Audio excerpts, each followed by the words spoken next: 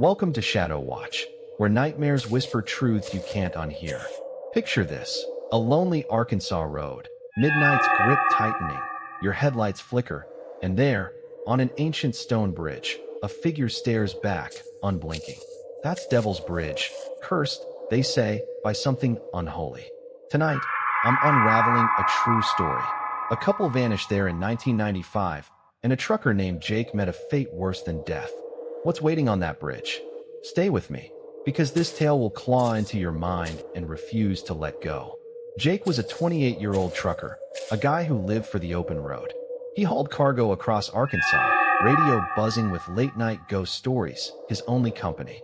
Devil's Bridge loomed in the Ozarks, a crumbling stone relic from the 1800s. Locals whispered it was built on a deal with something evil, a pact sealed in blood. One night, Jake's buddy, Tom, leaned over a diner counter, voice low. "You hear about that couple?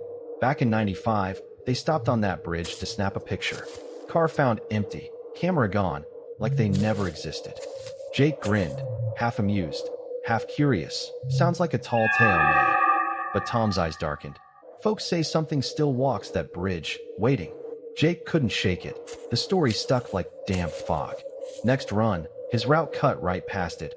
A detour, sure, but his gut screamed to see it. Midnight rolled in, the air thick, his truck rumbling toward the Ozarks.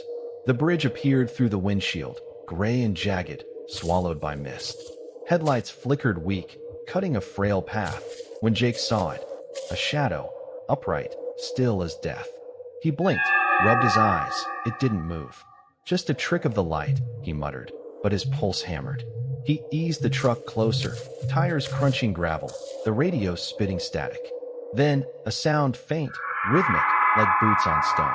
No one was there, yet the steps grew louder, echoing off the bridge. Jake killed the engine, grabbed his flashlight, and stepped out, boots sinking into wet earth. The air smelled wrong, sour, heavy, like something rotting just out of sight. He swept the beam across the bridge, catching moss-slick stones, but no figure. The steps stopped. Silence pressed in, thick enough to choke on. Then, a whisper, not from the wind, not from anywhere he could name. "Stay." Jake froze, breath fogging fast, his light trembling in his grip. He wasn't alone. Something watched him, unseen, patient. He laughed it off, shaky. Too many ghost stories, man. But deep down, he knew this wasn't his imagination. That whisper wasn't human. He climbed back in, slammed the door, and twisted the key. Nothing. The engine coughed, died. Headlights dimmed, then flared, casting wild shadows. In the rearview mirror, a shape, vague, tall, leaning closer. Jake whipped around. The cab was empty. His heart slammed against his ribs. He tried the key again, cursing under his breath, when the radio crackled on. No station, just a voice, soft. "You're mine now."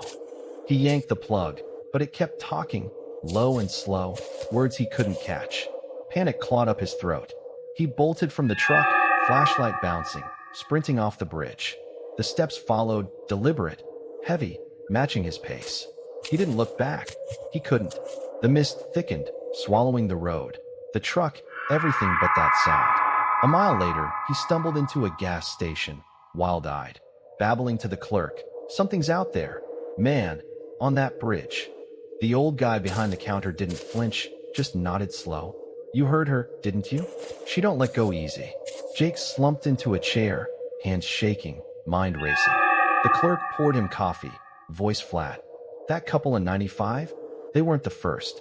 Won't be the last neither." Jake stared. "Who's she?" The clerk leaned in, eyes hard. "The one who owns that bridge. Been there longer than the stones." Jake wanted to laugh, call it crazy, but that whisper, "Stay," still buzzed in his skull. He'd felt her, cold and close, and he knew one thing. He wasn't free yet. What had he walked into?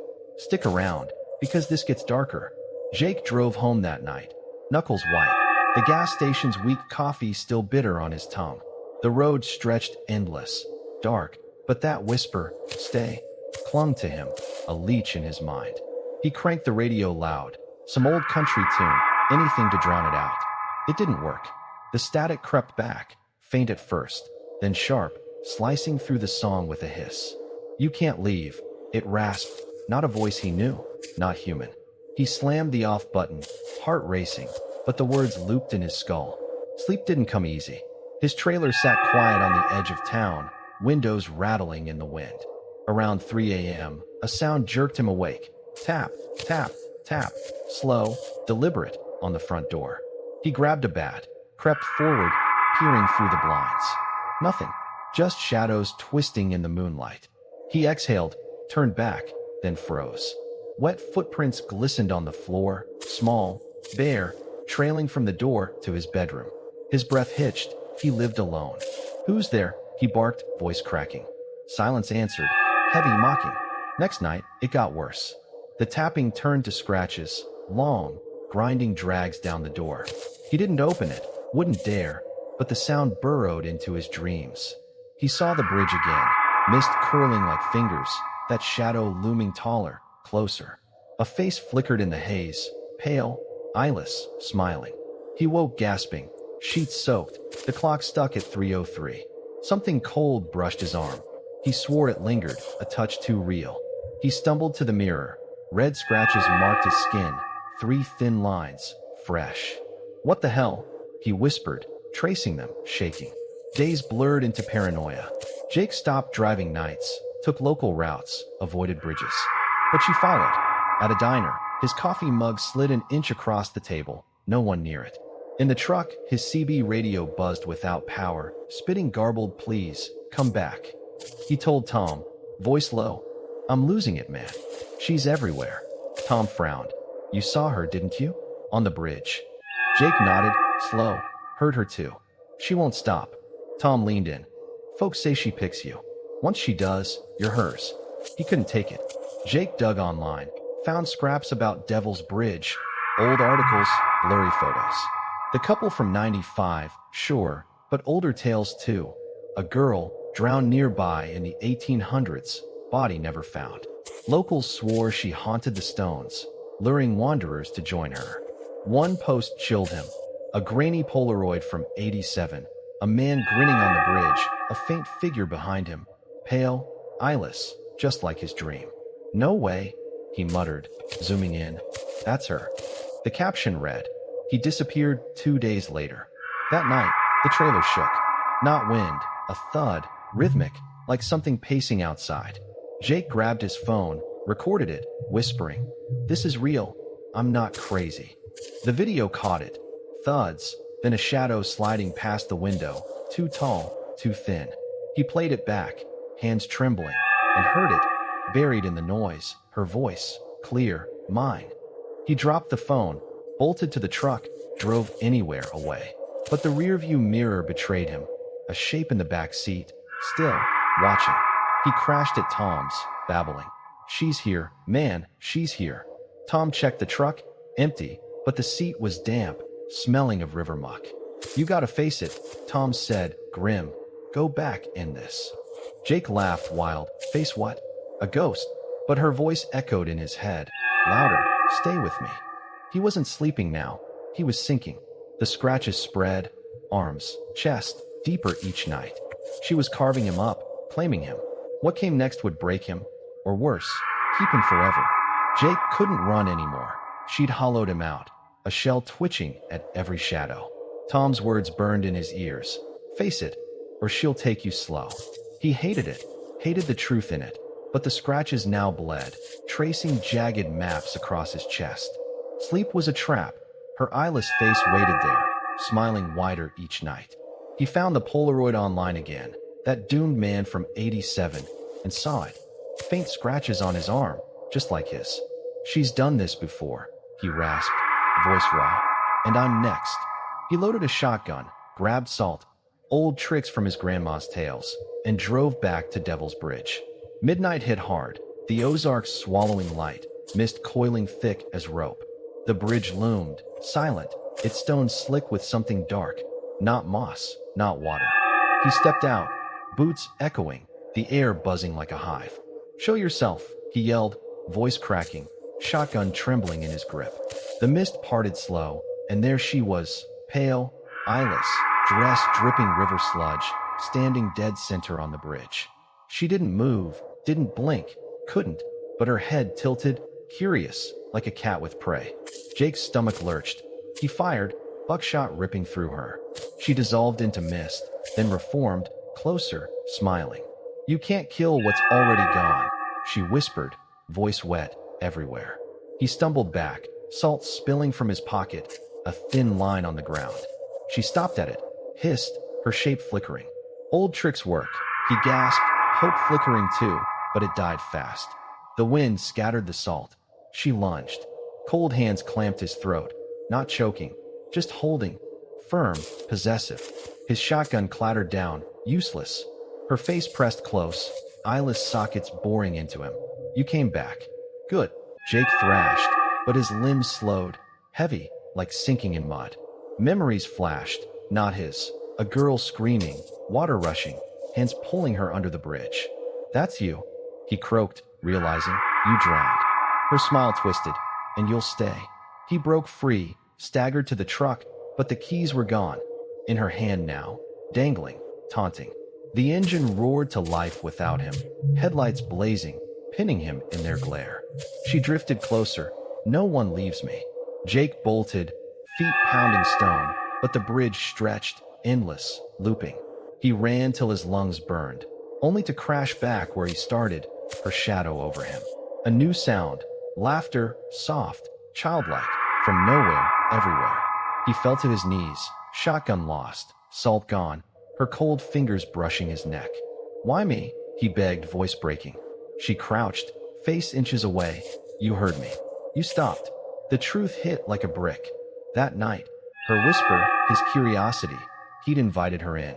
The laughter swelled, joined by whispers, dozens, hundreds, voices of the lost, trapped with her. "They all stayed," she purred. "You will too." Desperate, Jake grabbed a rock, smashed it into her skull. It sank through, mist swallowing it, her laugh unshaken. The bridge trembled, stones cracking, and shapes rose from the fog. Vague, broken figures, eyes hollow, reaching. The couple from 95, the man from 87, more, all hers. "Join us," they moaned, voices overlapping, a chorus of the damned. Jake screamed, clawing at the ground, but their hands, soft, wet, relentless, pulled him down into the dark beneath the stones. Morning broke, quiet, the bridge empty again. A hiker found Jake's truck, idling, door open, keys in the ignition. No sign of him, just a faint smear of blood on the wheel, and something else, a damp handprint, small, pressed into the seat. Locals nodded, unsurprised. She got another one.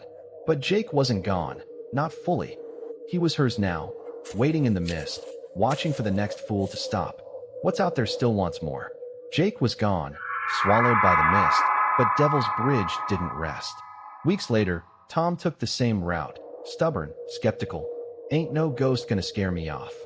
He slowed near the bridge, smirking, until his headlights caught it. Jake, standing there, pale, eyeless, just like her. Tom slammed the brakes. "No way, man, you're..." Words died as Jake's head tilted, slow, a smile creeping up, too wide. The truck stalled, lights dimmed, and Tom heard it. Her whisper, "He's mine." Jake moved closer, not walking, gliding, his voice hollow. "Stay with us, Tom." Tom bolted, engine dead, feet pounding gravel, but the mist twisted, pulling him back. Shadows rose. The girl, Jake, the couple from 95, all eyeless, all smiling. Hands grabbed him, cold, wet, dragging him down. He screamed, fought, but the bridge cracked open, stones splitting, a black void yawning beneath. They pulled him in, voices chanting, ours now, until silence snapped shut. His truck sat there till dawn, empty, a new handprint on the dash, bigger, Tom's. Months passed, whispers grew.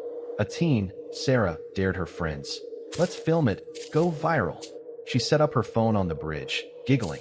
"Hey, ghost lady, say hi." The live stream hummed, viewers climbing, 50, 100, 500. Then, static. Her friends watched, frozen, as Sarah's grin faded.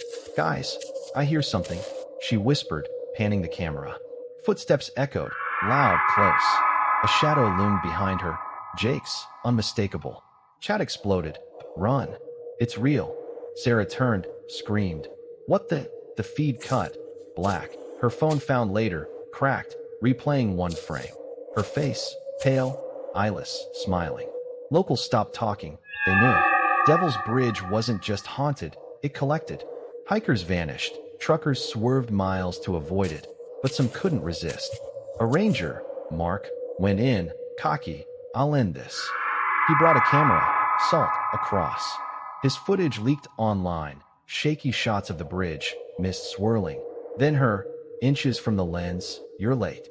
Jake flanked her, Tom too, all eyeless, reaching. Mark's voice broke. No, no, no. Static swallowed the rest. His truck stayed, keys in, a bloody cross on the hood. The twist hit hard. She wasn't alone anymore. Every soul she took joined her, a growing army beneath the stones. That Polaroid from '87, the man's face matched a missing poster, and now Jake's did too. Photos piled up, old and new, all smiling, all hers. A blogger dug deeper, found a pattern. Every decade, more vanished, their faces popping up in blurry shots, waiting on the bridge. She wasn't trapped. She was building something, something bigger, and Jake was just the latest brick. Years on, the bridge stands, quiet, tempting. Locals swear they hear laughter some nights, faint, layered, too many voices. A trucker snapped a pic last week, uploaded it, shaking, swear I saw my old boss in there. The image blurred, but there he was, Jake, eyeless, mid-frame, with her. It's not over, it's spreading. She's patient, picking her next mark, and maybe, just maybe, it's you, listening right now, wondering if you'd stop on that bridge. So what's your take? That's the true terror of Devil's Bridge. A real place, a real curse, still hungry. Drop a comment. Ever driven past something cursed? Hit like if this kept you up, or dislike if you're braver than me. I won't judge. Subscribe for more shadows that bite. Share this if you dare, and stick around. Next tale's coming, unless you're too spooked to watch. Who's afraid of a little ghost story anyway?